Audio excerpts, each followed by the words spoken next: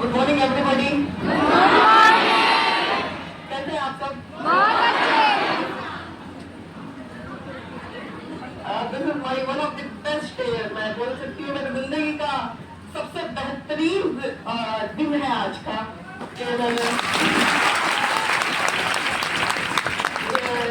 Sir को ना मिलने की मुझे बहुत तमन्ना थी। मैं दिन रात दुआ करती थी कि एक बार भगवान मुझे खान साहब से मिला दे। एक दिन ना बहुत सालों से, एटलीस्ट 5 सालों से एक दिन भी ऐसा नहीं गया कि मैं इनका स्पीच नहीं सुन लूं। मैं जब भी मैं लो हो जाती हूँ लाइफ में, कभी भी कुछ भी बुरा समय आ जाता है, तो मैं सर के मोटिवेशन स्पीचेस सुनती हूँ। और इसी वजह से I know I can tell him like 50% of the credit I would like to give to Bharat sir.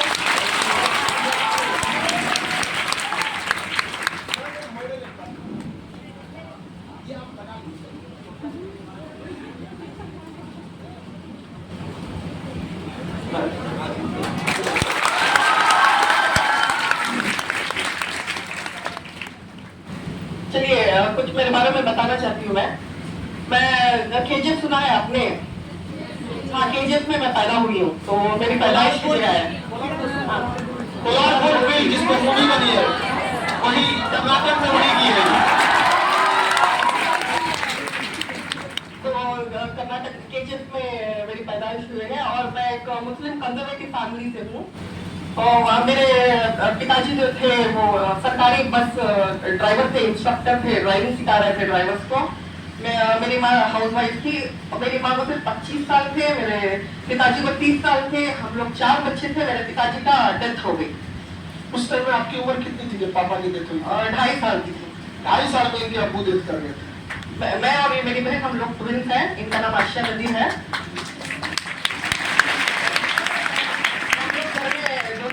छोटे थे, बड़े बहन भाई और फिर हम दोनों। हमारे अम्मी की फैमिली में ये था कि लड़कियां अपशुगुन होती हैं घरों में। तो हम लोग दोनों लड़कियां थी। हम पैदा होते ही हमारे मामू थे, हमारे मम्मी के भाई जो थे वो 10 दिन के बाद वो इंतकाल हो गए। फिर हम 2.5 साल के थे, हमारे पिताजी का इंतकाल हो गया। तो हमने एक टैग लाइन दे दिया कि ये अपशगुन है घर के लिए, पूरी फैमिली के लिए ये दोनों लड़कियां अपशगुन हैं। तो सिर्फ नेगेटिव बिलीफ सिस्टम ने देख देख के हम लोग बड़े हुए हैं। तो ये सुपरस्टिशियस बिलीफ की वजह से हमें सारी जिंदगी हमें दिक्कतें झेलनी पड़ी। जब हम छोटे थे, खेल रहे थे हमारे कजिन्स के साथ, तो हमारे कजिन्स बोलते थे कि इनके साथ मत खेलो क्योंकि ये अपशगुन है, इनके पिताजी को यही खा गए, तो इनके साथ नहीं खेलना है। तो हमें लाइफ में बच्चों को क्या चाहिए? प्यार होता चाहिए, एजुकेशन चाहिए, एक पैम्परिंग चाहिए, एक कंफर्ट जोन में रहना चाहते हो बच्चे, पल्ले बड़े होना चाहते हैं। लेकिन हमारी जिंदगी में कुछ नहीं था। ना पेरेंट्स एडवोकेसी थी, ना प्यार था, ना किसी का इमोशनल सपोर्ट था, ना एजुकेशन के कुछ हमारे लिए कुछ चॉइसेस थे, ना फाइनेंशियल स्टेबिलिटी थी, कुछ भी नहीं था। इसके बावजूद भी हम दोनों की एक बहुत छोटी, जब हम लोग थे ना तब हम दोनों एक दूसरे का सपोर्ट थे। हम लोग बातें करते थे कि नहीं, एक दिन हमारा अच्छा दिन आएगा। एक होप था, एक बिलीफ था हमारे खुदा के ऊपर और हमारे ऊपर एक बिलीफ था, तो वो हमने बनाए रखा था। तो उसके बाद मुझे एजुकेशन हुआ, फिर मेरा PU कंप्लीट हुआ, मतलब 12th कंप्लीट हुआ था। सीनियरिटी लिस्ट में हमारा नाम था, हमारे पिताजी का वो सीनियरिटी लिस्ट होता है गवर्नमेंट सेक्टर में, तो उसमें हमारा पहला नाम था। तो मुझे 18 साल में ही मुझे नौकरी मिल गई। तो घर की सारी जिम्मेदारी मेरे कानपुर पे आ गई। तो मैं आपको और एक बात बोलना चाहती हूँ। हमारा फर्स्ट सुसाइड अटेम्प्ट था जब हम लोग 4th स्टैंडर्ड में थे। जब हम लोग हाँ जी 4th स्टैंडर्ड के स्टूडेंट अगर सुसाइड करने लगे तो सोचिए कितना तकलीफ से झेल रहे हो। 4th स्टैंडर्ड में तो हम लोग बहुत बड़ी वेल था, वो क्या बोलता है, कुआं था। तो कुआं के पास गए और हम कूदने ही वाले थे, हमें किसी ने बचा लिया। फिर उसके बाद हमने टैबलेट ले लिए थे 7th स्टैंडर्ड में। फिर हमने जहर पी लिया था, वो चूहों को मारने का। जहर वगैरह सब पी ली थी। पूरा हो गया सर। तो टैबलेट वो आज तुम लोग ये टैबलेट थे उस समय जाएगी टैबलेट आपकी। अब मेरी माँ को बीपी थी तभी एल्बिट स्टार बोल के वो टैबलेट खा रही थी, वो मेडिकल शॉप से हम ही लेके आते थे। तो हम लोग गए 4 मेडिकल शॉप से पूरा इकट्ठा कर लिए और ये हमने बंटवारा कर लिया, ये ले तेरा ये मेरा, हमने खा लिए। तो वहाँ भी हम लोग को मैं मेरी माँ के बारे में नेगेटिव नहीं बता रही हूँ, मैं फिर भी आपको एक बात बताना चाहती हूँ क्योंकि मैं सच्चाई में बिलीव करती हूँ। हमने जो टैबलेट्स खाए थे उसके बाद हमें एक रूम में डाल के बंद कर दिया था 3 दिन तक, ना खाना ना पानी ना हॉस्पिटल में कुछ भी नहीं।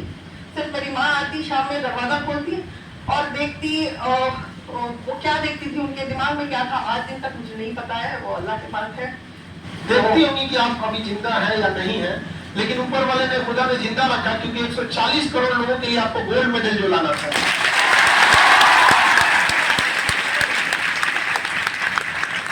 तो इन सब दिक्कतों के साथ लाइफ पूरा कंफ्यूजन, लाइफ पूरा ना एक सेल्फ रिस्पेक्ट को हमारा सारे लोग मार मार के रखे थे हमको, ना घर में इज्जत थी, ना हमें स्कूल में कोई चाहता था, ना हमें बाहर तो हमारे जो रिलेटिव्स होते थे वो चाहते थे, कोई नहीं चाहता था, सिर्फ नफरत नफरत नफरत देखा है मैं जिंदगी में। फिर मेरा 12th हो गया, फिर मुझे जॉब मिल गई। मेरा फादर था जो कॉम्पैशनिटी ग्राउंड बोलते हैं, उस कॉम्पैशनिटी ग्राउंड से मुझे Karnataka state road transport corporation में मुझे एडमिनिस्ट्रेटिव सेक्शन में मुझे काम मिल गया। तो वहां पे मुझे दूसरा डिस्क्रिमिनेशन देखना पड़ा, मुझे ये देखना पड़ा कि वहाँ जो मेरे सीनियर्स थे वो बहुत सताते थे वो, और मेरे बहुत सारे कोलीग्स ये बोलते थे कि आप मुस्लिम हो, आप पाकिस्तान चले जाओ, आप टेररिस्ट हो। मुझे बहुत दर्द होता था मेरे सीनियर को, मुझे इतना दर्द होता था कि उसका जवाब मैंने दिया। मैंने जवाब ऐसा दिया कि हमारा जो नेशनल फ्लैग है वो बाहर देशों में रिप्रेजेंट, इंडिया को रिप्रेजेंट करके पाकिस्तानी कहते थे मुस्लिम हो तुम बाहर चले जाओ, पाकिस्तान चले जाओ। आज उन लोगों के मुंह पे इससे बड़ा तमाचा क्या हो सकता है कि तिरंगा ऑस्ट्रेलिया कोई भी किसी भी गेम में कोई गोल्ड मेडल लाता है तो उस देश का नेशनल एंथम बजाया जाता है, वहां पे राष्ट्रगान बजाया जाता होगा, तो कितना गर्व का महसूस होता होगा कि जब भारत जाके जनगण मन गाया गया होगा। बहुत मेरा फ्यूचर कॉम्पिटिशन था, पहला लास्ट ईयर साउथ कोरिया में Asia Pacific master weight lifting championship में मेरा 3 गोल्ड हुआ। मैं हिंदुस्तान की पहली महिला हूँ, उसकी पहली महिला हूँ कि आज दिन तक किसी ने वेट लिफ्टिंग में गोल्ड मेडल लेके आया। और ग्रीस में लास्ट ईयर नवंबर ग्रीस में मेरा सिल्वर मेडल हुआ है, तो वहाँ पे वर्ल्ड चैंपियनशिप का सिलेक्शन था, तो वर्ल्ड चैंपियनशिप सिलेक्शन हुआ है। वो वाली कहानी भी आप कंटिन्यू रखिए, बहुत खतरनाक है वो, जो आपका जॉब हो गया वहाँ पे डिस्क्रिमिनेशन करने लगा फीमेल के नाते, कभी मुस्लिम के नाते, उसके बाद वाला। तो मैं ये कह रही थी कि हमें इंसान को ना कभी भी जब हमें कोई बेइज्जती कर रहा है, हमको रिएक्ट नहीं करना है, उसको रेस्पॉन्ड करना पड़ेगा। रेस्पॉन्ड ऐसा करना पड़ेगा कि वो इंसान ना उसकी लाइफ में किसी को दूसरों को ह्यूमिलेट नहीं करेगा। तो कभी भी हमें लाइफ में रिएक्ट नहीं करना है, हमको सोचना है, समझना है वो क्यों हमें ह्यूमिलेट कर रहा है, तब हमें पता चलेगा कि हमारा स्तर नीचे है, हमारा स्तर ऊपर उठाना चाहिए। जैसे डॉक्टर अम्बेडकर साहब ने अपनी पूरी जिंदगी ह्यूमिलिएशन देखा है, फिर भी उन्होंने क्या किया, he converted his anger into resolution. वो करना है हम सबको। तो इसी राह पे मैं निकल पड़ी थी। फिर मैंने मेरे जॉब में जितने भी दिक्कतें आई फिर भी मैं सहती रही, और फिनेंस मुझे सैलरी आ रही थी ना तो मैं बहुत खुश थी क्योंकि घर के हालात बहुत ही खराब थे। तो सैलरी लेके आके पहले मेरे माँ के चरणों में मैंने रख दिया फर्स्ट सैलरी। तो वहां से हमारा एक फाइनेंशियल स्टेबिलिटी थोड़ा ठीक होने लगा। और उसके बाद जब मेरे 21 साल 22 साल शुरू हुए थे तो मेरी शादी मैंने सोचा कि अभी चलो पूरे प्रॉब्लम सॉल्व हो जाएंगे लाइफ में, अभी मैं सेट हो जाऊंगी। इंसान कभी सेट नहीं होता, मरने के बाद ही सेट होता है। तो मैंने सोचा कि अच्छा चलो मेरी शादी हो जाएगी, अच्छा लड़का ठीक ठाक है देखने के लिए सब। फिर उसने क्राइम ब्रांच इंस्पेक्टर का ऑर्डर लगा के दिखाया था, लेकिन शादी होने के 8 दिन के बाद पता चलेगा कि वो बेकार था, कुछ नहीं था। वो क्राइम ब्रांच के इंस्पेक्टर नहीं थे, कुछ भी नहीं था। झूठ बोल के शादी कर लिया। झूठ बोल के मैं सरकारी नौकरी में थी इसलिए शादी कर लिया था। फिर उसने मुझे 6 साल तक मुझे डॉरी के लिए उसने दिन रात सताया। ना मैं मेरे कोलीग से ये बात शेयर की, ना किसी से शेयर की। शर्म नहीं आता था कि दहेज आप लाइएगा कहाँ? 2.5 साल की उम्र में जब पापा नहीं रहे, माँ पाली, आप खुद नौकरी पे, तो किस मुंह से बेशरम इंसान दहेज मांग रहा था? सर ऐसे बहुत सारे लोग हैं। हाँ ये भी बात है, बहुत सारे लोग हैं। तो उसके बाद मुझे मेरा शादी होने के बाद 2 साल के अंदर मेरा एक बेटा पैदा हुआ। मुझे सिजरियन सेक्शन डिलीवरी से मेरा 5 किलो का बेटा पैदा हुआ। तो ऑपरेशन करता है ना डिलीवरी के लिए, तो उससे मेरा बेटा पैदा हुआ था। ऑपरेशन के बाद आप वेट लिफ्टिंग जी करते सर हैं, जी। ऑपरेशन के बाद सीढ़ी चढ़ने का मना कर देते हैं। ये होता है मोटिवेशन। मतलब ऑपरेशन से लड़का हुआ, उसके बाद सीढ़ी नहीं चढ़ने को बोलता, बाल्टी में पानी नहीं उठाना है। आज गोल्ड मेडल लेके आई वेट लिफ्टिंग में।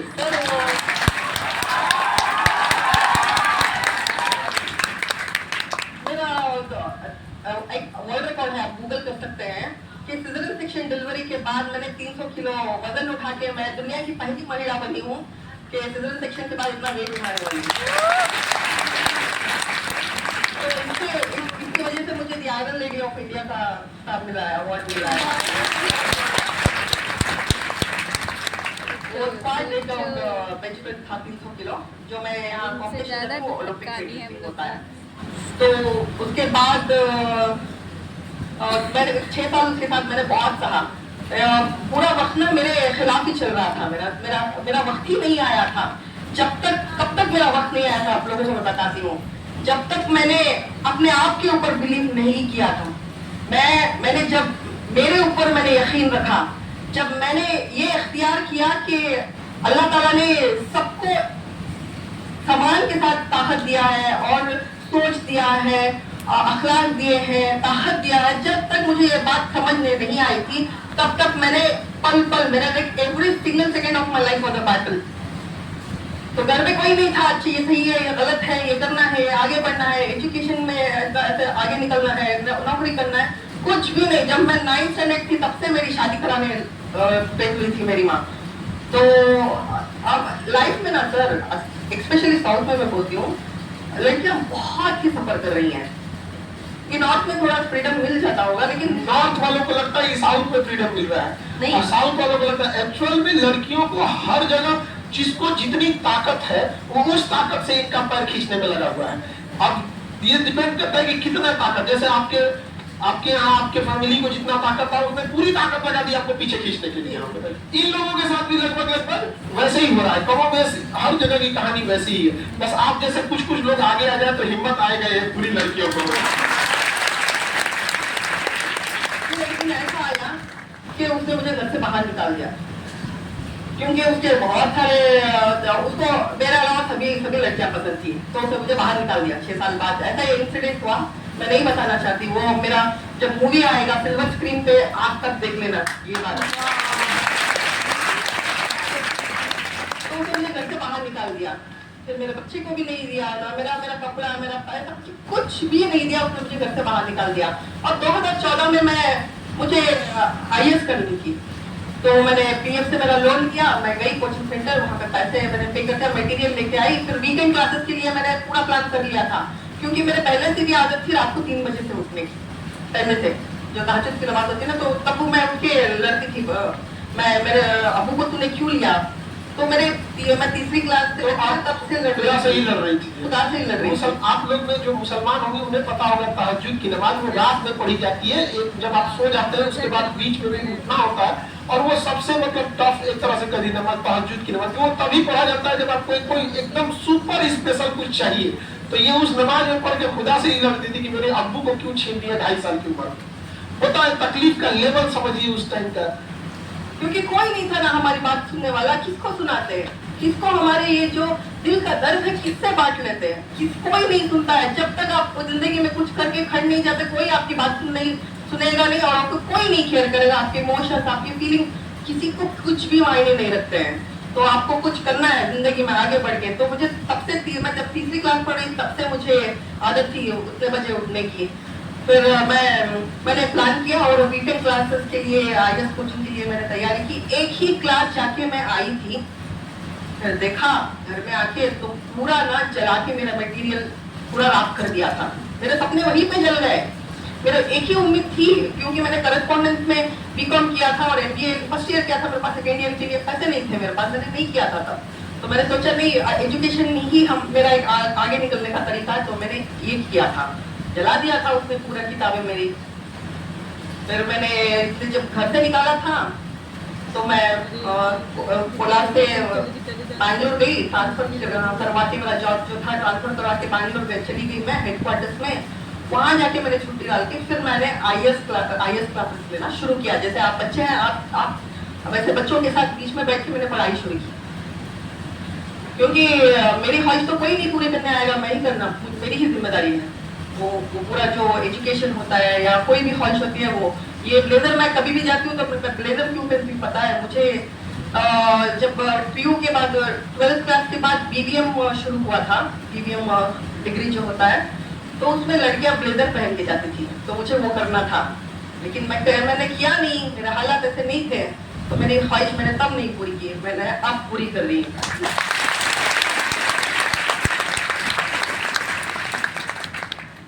उसके बाद मैंने जो मेरे बेटा पैदा हुआ एक साल के बाद ही मैंने जिम जाना शुरू कर दिया था। तो वहां मैं और एक इम्पोर्टेंट बात बताती हूँ आपको, सोशल कंसर्न क्या होते हैं। हम दोनों जिम जा रही थी, बुर्का पहन के, मैं 9th स्टैंडर्ड में थी तब मैंने बुर्का पहन लिया था, क्योंकि मैं मदरसा जा रही थी तब मेरी बहन और मैं, हम लोग जिम जा रहे थे, तो मस्जिद में ऐलान कर दिया, अनाउंसमेंट कर दिया कि फलाने घर की लड़कियां जिम जा रही हैं और जिम जाना हराम है, स्पोर्ट्स हराम है इस्लाम में। तो घर के पास लोग लड़ने के लिए आ गए। तो सोचिए, वक्त ना बिगड़ता जा रहा था, हमारे फेवर में था ही नहीं। फिर हमने सोच रहे थे, होप था कि अच्छा वक्त आएगा, फिर भी मुश्किलें आते रहेंगी, जिंदगी इसी को बोलते हैं। हम लोग सोचते हैं कि नहीं, ये हो जाएगा तो आसान हो जाएगी जिंदगी, नहीं होगी। जिसको जैसे खान सर बोलते हैं ना, जिसके शोल्डर्स में जितनी ताकत है उसको उतना ही जिम्मेदारी देगा, जितनी आपके कंधे मजबूत होंगी ना, वक्त भी आपको उतना ही बोझ डालते जाएगा। जितना आप किसी भी मूवी में सबसे कठिन रोल बड़े हीरो को ही दिया जाता है, पुष्पा का रोल कोई दूसरा नहीं। तो फिर भी मैंने मैंने नहीं छोड़ा था, फिर भी मैं घर पे ही सुबह उठ के घर में ही जितना हो सकता था मैं बॉडी वेट से वर्कआउट करती थी। फिर उसके बाद मैंने स्टेडियम जाना शुरू किया। स्टेडियम में जा रही थी, वहाँ भी मुस्लिमों को बहुत प्रॉब्लम हो गई थी वहाँ पे, और सबको बहुत दिक्कत देते थे लड़के, वहाँ के जो जेंट्स होते थे वो बोल रहे थे कि बुर्का पहन के स्टेडियम के अंदर नहीं आना है, बाहर वॉक कर लो। तो बहुत सारी दिक्कतें हैं, आप जब मूवी आएगी तो आप देख लेंगे। बिल्कुल। और उसके बाद मैंने कॉम्पिटिशन जाना शुरू किया, district level, state level, national पहुंची मैं। ये मैं मास्टर्स करती हूँ, मास्टर्स मतलब 30+ कैटेगरी जो होती है उसको मास्टर्स बोलते हैं। मुझे बचपन में एक भी चीज का अपॉर्चुनिटी नहीं थी, मैं क्या करूँ। अगर मेरे अब्बू जिंदा होते तो मैं आज एक ओलंपियन होती या IAS अफसर होती, ये तो पक्का है, लेकिन मुझे नहीं मिला अपॉर्चुनिटी, तो मैं क्या करूँ। इसलिए मैं 30+ कैटेगरी में मैंने खेल इंडिया को रिप्रेजेंट करना शुरू कर दिया, क्योंकि मुझे मेरे हिंदुस्तान के लिए, मेरे देश के लिए मुझे कुछ करना था, मुझे बहुत बड़ा जज्बा था, है और हमेशा रहेगा। मैं कुछ करूंगी, मैं कुछ मुझे करना है। हिंदुस्तान का जब मैं तिरंगा कहीं भी स्टेडियम में यहाँ वहाँ मैं देखती थी तो मुझे एक वाइब्रेशन होता था, एक फीलिंग होता था। मैंने खुद से वादा किया कि मैं नेशनल फ्लैग मैं जब दूसरे कंट्री पर रिप्रेजेंट करूंगी तभी छूऊंगी। तो जैसे मैंने सोचा वैसे हुआ, जैसे आप सोचते हैं ना तो जिंदगी में वैसा ही होता है। तो बी पॉजिटिव ऑलवेज, बड़ा सोचना है, बड़ा करना है और होगा ही होगा। हिम्मत रखना है, कभी एक विजन बड़ा रखना है, जितना बड़ा विजन रखोगे उतना बड़े इंसान बनोगे लाइफ में। फिर हमारे जो यहाँ खड़े हैं वो अमान साहब है, मोहम्मद अमानुल्ला इनका नाम है। एज ए ट्रेनर, तब तक बहुत डिप्रेस थी लाइफ में, तब तक मेरे 7 अटेम्प्ट हो चुके थे लाइफ में, सुसाइड अटेम्प्ट हो चुके थे। जब इन्होंने मुझे जब मैं इनसे मुलाकात किया तो यही मुझे आके बात कर रहे थे, आप इतना ज्यादा वेट कर रही हैं, आप क्या करना चाहती हैं लाइफ में, आप कौन हो। तो ऐसे ही हमारी मुलाकात हुई, मुझे इंस्पायर करते रहे और मुझे जो मैं बहुत डिप्रेशन में थी उन्होंने मुझे बाहर निकाला और तब से जिंदगी अच्छी चल रही है अल्हम्दुलिल्लाह। ऑस्ट्रेलिया जाने के कुछ ही दिन पहले आपकी मम्मी का इंतकाल हो गया था, मैसेज की थी उस टाइम। ऑस्ट्रेलिया जाने से 10 दिन पहले मेरी माँ का इंतकाल हो गया था, तो 1 साल से हॉस्पिटल में ही थी वो, और हम लोग कमा रहे थे, हॉस्पिटल में पूरा खर्च कर रहे थे। ये जो मेरी बड़ी बहन और जो बड़े भाई है ना, वो थोड़ा न्यूट्रल हो गए थे, तो लास्ट में काम आए हम दोनों, ये मेरी अर्शी और मेरी बहन और मैं। तो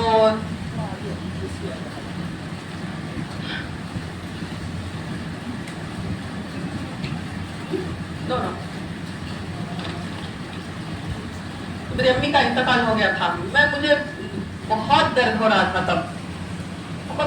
फिर मैं वो डिप्रेशन, आपका जब मैसेज आया था कि आपकी माँ के बारे में हम सुने, तो हम उस समय एकदम टेंशन में आ गए कि अब ये किस तरह से एक छोड़ के इंडिया ऑस्ट्रेलिया जाना है, और एक लेडी जिसको घर से इतना सताया गया हो, सिजेरियन सेक्शन से जब किसी के लड़का होता है तो उसे बहुत सारे प्रिकॉशन फॉलो करने होते हैं, आप तो जानते हैं इस चीज को। तो हमको ना एक दिल में उदासी थी कि अब पता नहीं क्या होगा मेरा देश के लिए, क्योंकि मैंने तो आपको मिला है, लेकिन फर्क पूरे देश के 140 करोड़ लोगों को है। तो हम क्या नहीं करें, लेकिन फिर भी जब बात पिकअप कहेंगे आप टेंशन नहीं लीजिए, 140 करोड़ लोग हैं, पूरा गोल्ड मेडल ही लेके आना है। और जब लास्टली फाइनल वो मैसेज आया ना, और गोल्ड मेडल पहना हुआ और पीछे से वो जो तिरंगा झंडा, तब हमको लगा कि वाह क्या ग्रेट वर्क है यहाँ पर।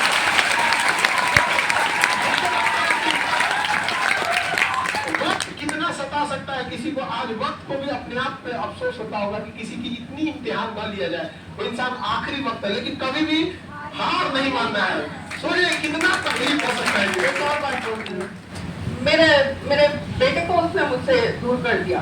ये एक माँ को ना बहुत दर्द की बात होती है, और मैं जब भी रात के 2 बजे भी मेरी आँख खुली थी, तब मेरे आँख में आंसू रहते थे। तो मुझे वो, जब मैं वर्कआउट करती थी तो मैं पूरी पहन रही थी, पहन के वर्कआउट जब मैं कर रही थी, मुझे नहीं पता चलता था कि मेरा आंसू कौन था और मेरा पसीना कौन था है। तो मेरा बच्चा मुझे आज दिन तक भी बात भी नहीं करता है। जब भी मैंने लास्ट टाइम बात करने की कोशिश की थी, मैं गई थी, तो उसने कहा आप कौन है?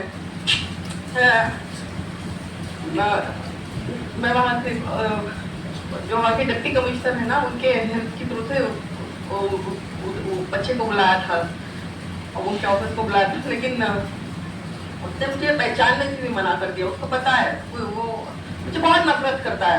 एक दिन ऐसा आएगा वो मुझ पे गर्व करेगा। बिल्कुल आपको इतना कंजर्वेटिव होने की जरूरत नहीं है। जब इंसान छोटा होता है ना, उसका अपना परिवार होता है। आपके लिए 140 करोड़ परिवार है यहाँ पर।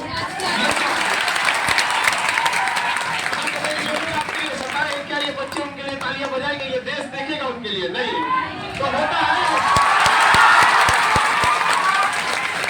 देश को घोड़े को जब मारते हैं तो घोड़े को लगता है कि उसे तकलीफ दिया जा रहा है, जबकि हकीकत में कि उसका मालिक उसे जिताना चाह रहा होगा। आपको जो तकलीफ हुआ है, हकीकत में ऊपर वाला आपको जिताना चाह रहा था। शायद अगर आपके जिंदगी में इतनी तकलीफ नहीं हुई रहती तो आज देश आपको नहीं सुन रहा होता, शायद ये बच्चे भी आपको देख के मोटिवेट नहीं हो रहे थे, आप भी एक नॉर्मल जिंदगी जी रही होती, और जैसे सब आते हैं इस दुनिया में चले जाते हैं, शायद आप किसी के लिए रोल मॉडल नहीं बनी रहती। तो एक स्ट्रॉन्ग संदेश देना है। लेकिन ये सच में एक माँ के लिए बहुत तकलीफ हो सकता है कि उसका बेटा जानबूझ के कहे कि आप कौन है। उसको पता है कि वो है कौन, बट जानबूझ के अगर कोई कहे कि आप कौन है, ये बहुत तकलीफ होता है। ये माँ ही समझ सकती है जो अपने पेट में उस बच्चे को पाली रहती है वहां पे, दूसरा कोई नहीं समझ सकता है वहां पर। ये बहुत तकलीफ वाली बात है। तो मैं लड़कियों के लिए काम करना चाहती हूँ।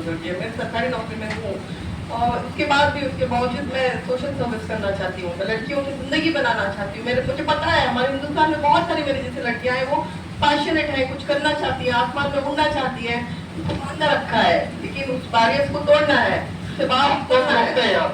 आप कह रही हैं कि आप लड़कियों के लिए कुछ करना चाहती हैं। आपका ये जो 10 मिनट की जो आपकी स्टोरी थी ना, ये कितनी लड़कियों का लाइफ चेंज कर दी होगी इतने देर में।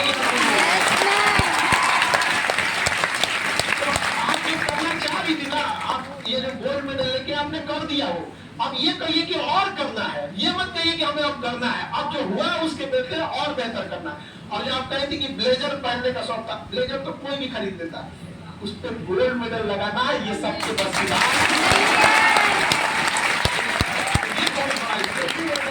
जो मैंने गोल्ड रिकॉर्ड किया है, एक मिथ है हिंदुस्तान में एक मिथ है कि सिजरन सेक्शन डिलीवरी के बाद हम वजन नहीं उठा सकते और सीढ़ियों पे नहीं चल सकते। तो ये एक मिथ है, स्टीरियोटाइप थिंकिंग है। इसको इस वजह से ये स्टीरियोटाइप थिंकिंग ब्रेक करने के लिए हम अभी तो बिजनेस हो चुका है हॉस्पिटल का सिजरन सेक्शन के लिए। तो लड़कियां सब अपने आप को जैसे डिसेबल्ड हो जाते हैं सर्जरी होने के बाद, ऐसा समझ रहे हैं। तो ऐसा होता नहीं है, ये सोशल कॉज के लिए, लोगों को दिखाने के लिए, ये सिर्फ एक मिथ है। इसलिए मैंने 300 किलो वजन उठा के ये स्टीरियोटाइप ब्रेक करके मैंने सोशल कॉज के लिए सिजरन सेक्शन डिलीवरी के बाद भी, तो ये प्रूव करने के लिए मैंने ये वर्ल्ड रिकॉर्ड किया था। और मेरा दूसरा वर्ल्ड रिकॉर्ड अभी शॉर्टली 2 महीने में है कि मैं स्कैनियर ट्रक जो है वो खींच रही हूँ। तो फिर भी नेक्स्ट अगेन मैं वर्ल्ड की सबसे पहली महिला होंगी जो सिजरन सेक्शन डिलीवरी के बाद ट्रक फुल कर रही है।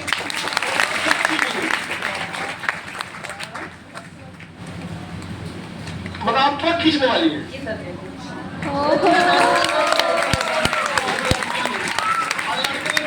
लड़कियां कमजोर होती है, देख लो भाई।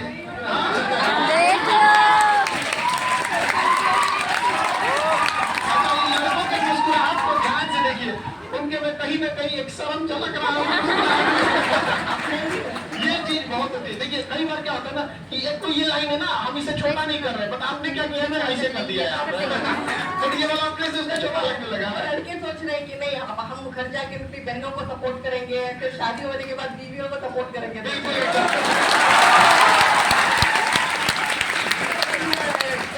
कल मुझे कॉल्स आ रहे थे बैंगलोर से या कहाँ से आ रहे थे पता नहीं के, और अरे आपने जो मेडल जीता ऑस्ट्रेलिया में उसका सर्टिफिकेट भेजो, वो भेजो, उसने से कॉल कर रहे थे। और फिर पता चला कि वहाँ स्पोर्ट्स डिपार्टमेंट में जाके उन्होंने कहा कि उनका सर्टिफिकेट मंगाइए वो सब। तो भगवान का देखिए क्या चमत्कार होता है। जो वहाँ पे 3 कॉम्पिटिशन में थे, तो 3 कॉम्पिटिशन में मुझे एक ही मेडल मिला, तो दूसरे तो 2 ऑस्ट्रेलियन वालों थे। और वहाँ पे वो मुझे कॉम्पिटिशन 2 कॉम्पिटिशन मेडल नहीं हुआ। फिर उन्होंने मुझे आफ्टर सिजरन सेक्शन डिलीवरी के बाद लिफ्टिंग कर रही है, ये एक यूनिक केस है बोल के उन्होंने मुझे सर मेडल से सम्मानित किया है। तो उन्होंने वहाँ से ऑस्ट्रेलिया से मेल भी मंगवा लिया है। मतलब उसके बाद भी उनको भरोसा नहीं हो रहा है, तो ऑस्ट्रेलिया से बनाया है कि इसको मिला है कि नहीं मिला। हाँ। वाह, हमेशा हम यही पीछे पड़े हैं। मतलब कामयाब इतना बनिए ना कि लोग आपको रोकने के लिए कोशिश नहीं, साजिश करें।